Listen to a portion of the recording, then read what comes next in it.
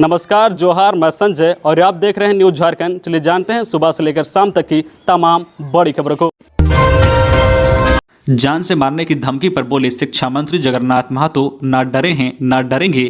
झारखंड के शिक्षा मंत्री जगन्नाथ महतो ने जान से मारने की धमकी पर अपनी प्रतिक्रिया देते हुए कहा है कि ये मनचलों की हरकत है, इसे गंभीरता से लेने की जरूरत नहीं है। वे ना डरे हैं और ना डरेंगे। वे रांची के एक कार्यक्रम में शिरकत करने पहुंचे थे। इस दौरान उन्होंने ये बातें कही। आपको बता दें कि पिछले दिनों उन्हें जान से मारने की धमकी भरा पत्र मिला था।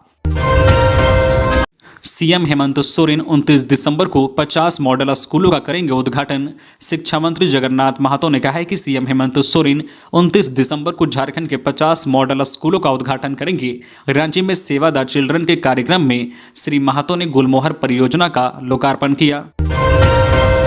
झारखंड में 30 जगह चल रही है आईटी की रेड। डॉक्टर माजिद आलम पर 8 करोड़ टैक्स चोरी का अनुमान। डॉक्टर माजिद आलम, सरिया कंपनी, सलूजा, मोंगिया व गंगा प्रसाद ग्रुप से जुड़े लोगों के ठिकानों पर अब तक इनकम टैक्स की रेड जारी है। यह रेड 33 ठिकानों पर चल रही है। बताया जा रहा है कि आईटी को अब तक 3 करोड़ कैश मिल चुके हैं। खबर यह भी है कि करोड़ों रुपए के टैक्स चोरी के साक्ष्य मिले हैं। इसकी जांच चल रही है। यह छापेमारी अगले 2 दिन तक चल सकती है। आयकर विभाग के अधिकारी सभी ठिकानों पर तैनात है। जानकारी के अनुसार झारखंड के 30 व कोलकाता के 3 ठिकानों पर छापेमारी चल रही है। इनमें रांची, गिरिडीह व देवघर प्रमुख हैं। आलम नर्सिंग होम के संचालक डॉक्टर माजिद आलम पर भारी मात्रा में टैक्स चोरी का अनुमान है। जो दस्तावेज आयकर विभाग के अधिकारियों को मिले हैं, उससे यह अनुमान है कि उन्होंने करीब 8 करोड़ से अधिक की टैक्स चोरी की है। हालांकि अभी तक इस पर कोई आधिकारिक बयान नहीं आया है। झारखंड में बालू की कालाबाजारी जारी। 24 में से 9 जिलों के घाटों का सर्वे एमडीओ चयन के लिए नहीं निकला टेंडर।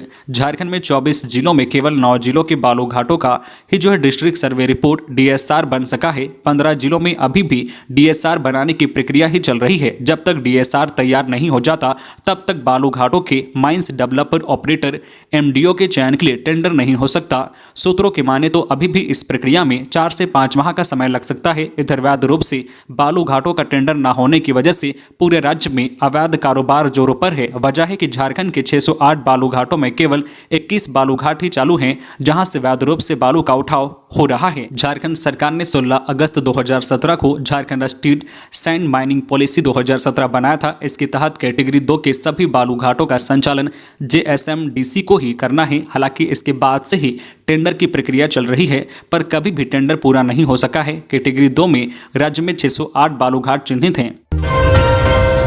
हर गांव में खुलेंगे मेडिकल स्टोर। मुख्यमंत्री हेमंत सोरेन ने कहा है कि आने वाले दिनों में राज्य सरकार ऐसी योजना लाने जा रही है जिससे हर गांव में दवाखाना होगा। मुख्यमंत्री उक्त बातें कल गोड्डा में खतियानी जोहार यात्रा को संबोधित करते हुए कही। गोड्डा के बाद मुख्यमंत्री देवघर पहुंचे। यहां उन्होंने सर्किट हाउस में उन्होंने आम जनता से मुलाकात की और उनकी परेशानियों को जाना। गोड्डा की सभा में सीएम ने कहा कि अब तक ब्लॉक और जिला मुख्यालय में दवाखाना होता है, लेकिन अब हर गाँव में मेडिकल स्टोर खोला जाएगा। इसके लिए 10वीं पास युवाओं को मौका मिलेगा। उन्हें दवाखाना खोलने में मदद की जाएगी। उन्हें कौन सी दवा देनी है इसकी भी जानकारी दी जाएगी व लाइसेंस दिया जाएगा। मुख्यमंत्री ने कहा कि हमने कम समय में विकास का कुतुब मीनार खड़ा कर दिया है। हमने जो विकास किया उससे विरोधी घबराए हुए हैं, लेकिन विकास की खींची रेखा को पार कर पाना असंभव है। खबरों में आगे बढ़ने से पहले आपसे रिक्वेस्ट है कि अगर आप चैनल को सब्सक्राइब नहीं किए हैं तो प्लीज चैनल को सब्सक्राइब करके बेल आइकन प्रेस कर दे, जिससे आपको झारखंड की हर छोटी बड़ी खबर का अपडेट आप तक पहुंचता रहे। चलिए बढ़ते हैं खबरों की ओर। सुषमा बड़ाई के शरीर में अब भी फंसी है एक गोली, स्थिति में हो रहा सुधार।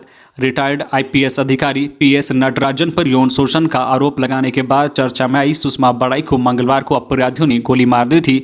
गंभीर हालत में सुषमा बड़ाई को मेडिका अस्पताल में भर्ती कराया गया, जहां आईसीयू में इलाज चल रहा है। हालांकि सुषमा की स्थिति में काफी सुधार हुआ है, लेकिन अब भी एक गोली शरीर में फंसी है। मेडिका अस्पताल के जनसंपर्क अधिकारी डॉक्टर संजय ने बताया कि उन्हें आईसीयू में भर्ती किया गया है।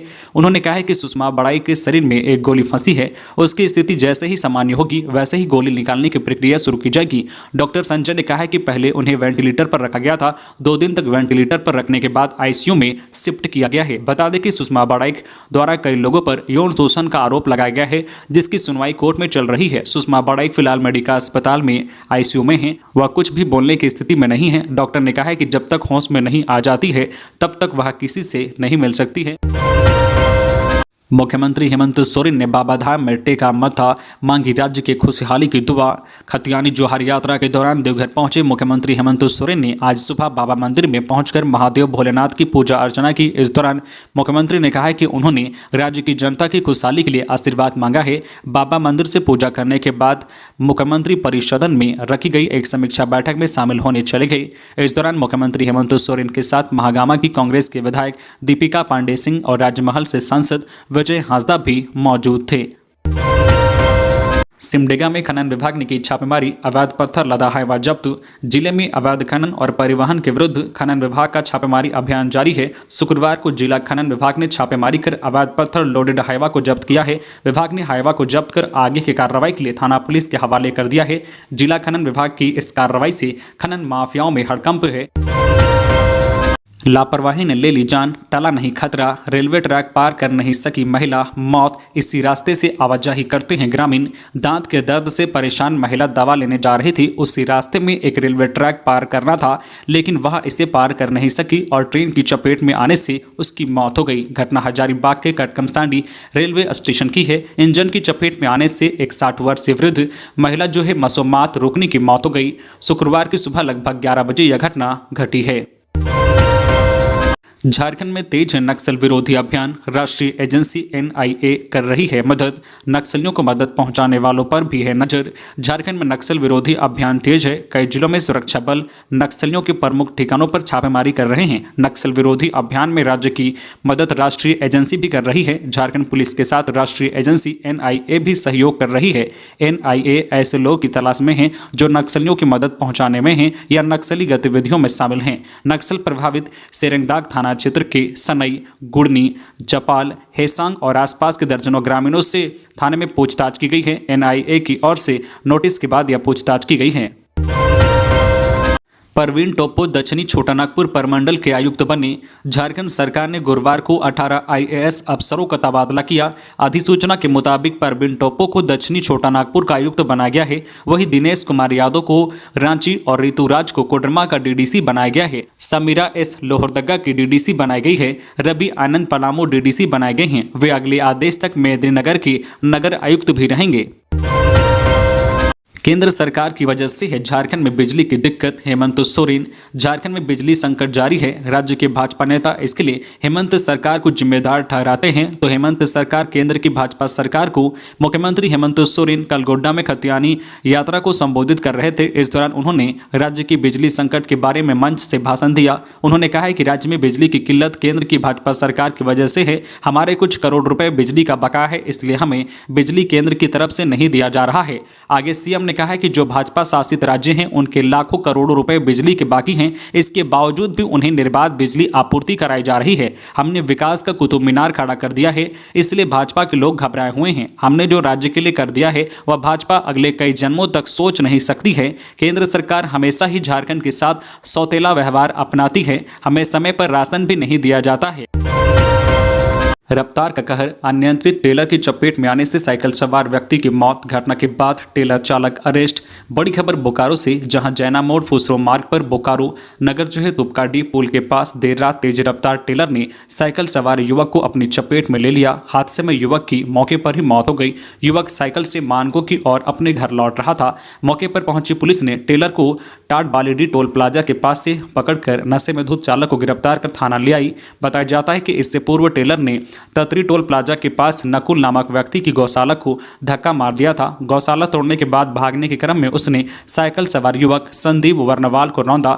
हादसे में युवक की मौके पर ही मौत हो गई। वही घटना के बाद चालक गाड़ी लेकर फरार हो गया। इधर प्रत्यक्षदर्शियों ने पुलिस को घटना की सूचना दी। घटना की सूचना मिलने पर पुलिस ने टेलर को टाट बालीडी टोल प्लाजा के पास पकड़ा और चालक को गिरफ्तार कर थाना ले गई।